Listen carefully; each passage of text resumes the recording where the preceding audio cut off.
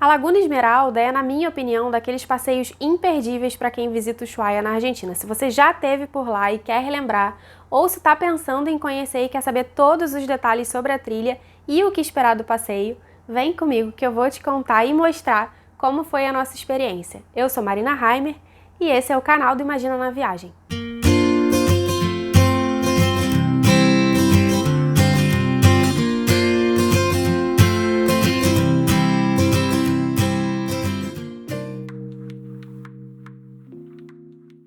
Bom, só para contextualizar, deixa eu te contar um pouquinho sobre o Ushuaia. O Ushuaia é um destino bem subestimado, na minha opinião. Eu sou filha de pai geógrafo, aventureiro, que sempre amou revistas de natureza, então eu já cresci sabendo onde era o Ushuaia e já era encantada com aquele lugar cheio de montanhas e mar e pinguins e muita neve desde criança. Mas eu sei que essa tá longe de ser a realidade da maioria das pessoas. Quando eu e o Kaká a gente decidiu fazer essa viagem assim meio do nada, lá no final de 2014, foi uma surpresa para muita gente. Quando a gente dizia que ia, ou depois quando a gente dizia que tinha ido para o Ushuaia, muita gente não sabia se era uma cidade, um país, onde exatamente ficava e menos ainda o que a gente tinha ido fazer lá. E era uma pena, eu acho, porque o Ushuaia é uma cidade muito gostosa, de um cenário muito lindo, espremidinha entre a Cordilheira dos Andes e o mar e está relativamente perto da gente. Para quem ainda não conhece, o Ushuaia fica na Argentina e é a cidade continental mais ao sul do mundo, por isso muita gente conhece o Ushuaia também como a cidade do fim do mundo. E fora essa questão de ser linda e relativamente perto, essa também não é uma viagem hiper cara, ainda mais agora se a gente for pensar em câmbio de dólar, euro e tal. E é também uma cidade cheia de atividades, tem várias coisas legais e bem únicas para fazer por lá.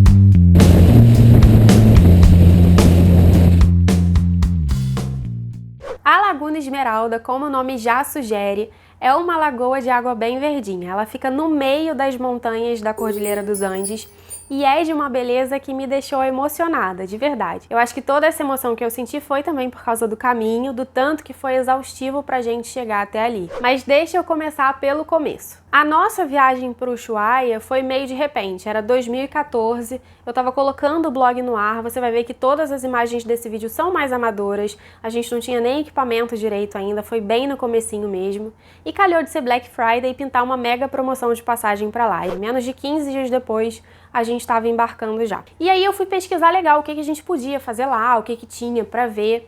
E nem tinha muita gente falando de Ushuaia ainda nos blogs naquela época, mas todo mundo que falava da tal Laguna Esmeralda. A gente bateu o olho e foi assim na hora, isso tem que estar no roteiro. Mas aí vieram os poréns. Quando eu fui ler sobre a trilha para chegar na laguna, eu descobri que ela era de nível médio e que tinha ao todo ida e volta mais ou menos uns 10 quilômetros.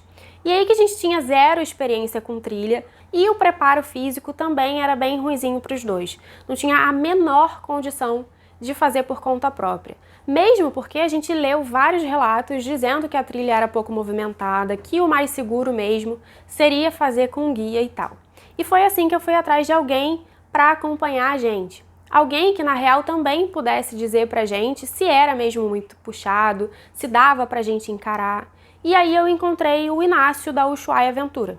A gente bateu um papo pela internet, eu falei das minhas preocupações para ele e ele garantiu que rolava, que não tinha problema a falta de experiência e que a gente podia fazer a trilha no nosso ritmo. E aí a gente acabou fechando com ele.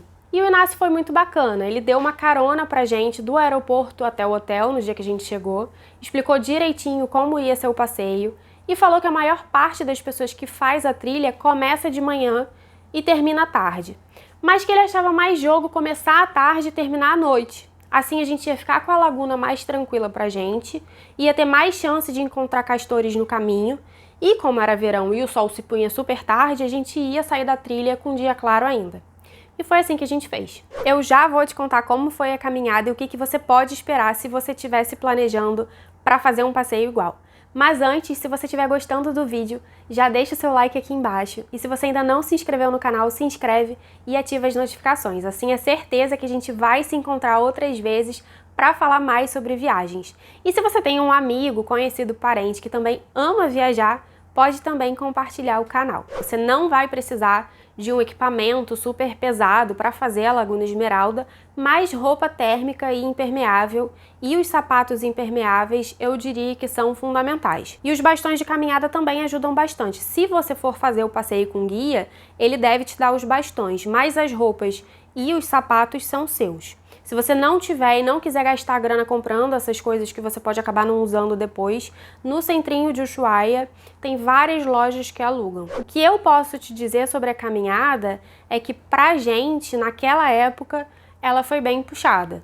Dizem que no inverno a trilha é mais complicada por causa da neve, mas no nosso caso, a gente foi no verão, e o clima era assim super instável. Uma hora tava um solzão, 5 minutos depois começava a chover, mais 15 minutos voltava a fazer sol, uma loucura. E essas chuvas acabaram fazendo a trilha ficar com muita lama e muito escorregadia. Essa foi a dificuldade.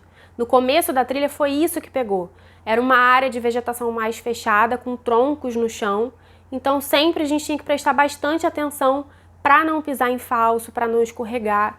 E em alguns momentos a gente andava com o pé enfiado na lama mesmo. Depois de um tempinho nesse esquema, a gente chegou numa segunda parte da trilha, numa área assim bem aberta, que era um descampado de turfa. A turfa ela é uma vegetação morta que demora muito tempo para se decompor e que nesse processo acaba formando assim um tapete esponjoso. Para quem gosta de plantinha, dá pra gente pensar naquele musgo esfagno? Essa segunda parte da trilha, ela é como um campo assim bem grande de esfagno. E pisar nisso é bem doido. Você pisa, ele dá uma afundada, no começo você jura que vai afundar a perna inteira junto, mas não acontece. Caminhar em cima da turfa é um exercício tipo caminhar na areia. E aí vem a terceira parte, a subida. Ela não é muito íngreme, nem é muito longa também, mas foi bastante cansativa, principalmente porque estava tudo molhado e bem escorregadio. A gente levou ao todo umas 2 horas e meia de caminhada para chegar na laguna. As pernas já estavam assim exaustas, o fôlego já estava pedindo socorro, mas quando a gente chegou e viu a laguna, eu acho que compensou tudo. Eu falo muito tranquilo assim por mim e pelo Kaká, porque várias vezes a gente já conversou sobre isso, e voltar para o Ushuaia e refazer a Laguna Esmeralda é uma vontade dos dois. E eu tenho certeza que foi por essa sensação maravilhosa que a gente teve quando chegou lá, de ter encontrado, alcançado um pedacinho especial da terra mesmo. Eu não sei dizer quanto tempo a gente passou na laguna, mas parece ter sido mais do que as 5 horas que a gente passou andando para chegar e sair de lá. É óbvio que não foi, mas essa foi a sensação, foi muito gostoso. Como a gente fez a trilha tarde, já deviam ser mais ou menos umas 5 ou 6 horas quando a gente chegou na laguna e só tinha um outro grupo pequeno por lá que logo foi embora.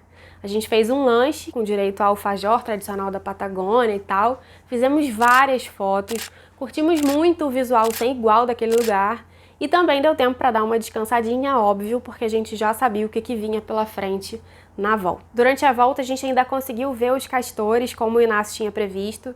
Os castores são considerados uma praga em Ushuaia, eles não são nativos de lá, foram levados acho que nos anos 60 para o comércio de pele e acabaram se reproduzindo assim loucamente e dominando o lugar, o que é um problema porque apesar de serem super bonitinhos, eles fazem uma destruição danada, roendo os troncos de árvores e tal. Para quem quiser ver os castores, o ideal mesmo é fazer o passeio mais tarde, porque é a hora que tem menos gente circulando na trilha e eles ficam mais tranquilos para sair das castoreiras. Já era mais ou menos umas 8h30 quando a gente chegou de volta no estacionamento, que antes estava cheio, e naquela hora só tinha o nosso carro. Foi puxado? Foi. No dia seguinte, as minhas pernas estavam doendo como se fosse assim, primeiro dia de musculação na academia nova, sabe? Mas foi uma delícia também, uma das melhores lembranças que eu tenho dessa viagem ao Ushuaia e com certeza um dos lugares de natureza mais exuberante que a gente já conheceu. Para terminar, eu tenho algumas dicas extras que podem ser importantes para sua caminhada. A primeira é ficar sempre bem atento com as mudanças de tempo e como o seu corpo tá respondendo a essas mudanças e a atividade. O Kaká ele usa muito boné e durante a caminhada, quando o sol saía, ele acabava suando muito na cabeça. O boné foi ficando molhado e isso no final das contas fez muito mal a ele. Por mais agasalhado que ele tivesse durante o passeio, o boné molhado ali em contato com a cabeça, numa temperatura que era muito baixa, foi um problemão. Quando a gente voltou pro hotel, ele teve uma hipotermia mesmo, ele tremia muito com a temperatura baixa e, por sorte, a gente conseguiu controlar sem demorar muito e sem precisar de atendimento médico. Mas foi assim, por bobeira, se a gente soubesse, tivesse atento a isso, podia ter passado sem essa. Uma outra dica que complementa essa é usar o famoso traje cebola durante a caminhada. São roupas que você pode ir tirando ou colocando conforme a necessidade, assim, em camadas, sabe? Em vez de usar um casacão super pesado, por exemplo, tenta dar preferência para aqueles casacos duplos que você pode tirar só uma parte e aí fica mais fácil de você ir se adaptando às mudanças de clima durante a caminhada.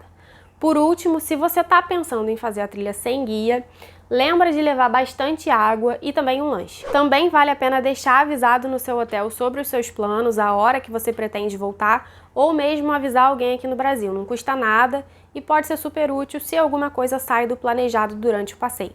Bom, eu espero que você tenha gostado desse vídeo e que tenha ficado mais animado para conhecer o Ushuaia e a Laguna Esmeralda. Se você ficou com qualquer dúvida, é só deixar nos comentários aqui embaixo. E antes de ir embora, não esquece de curtir o vídeo e se inscrever no canal. Um beijo e até a próxima!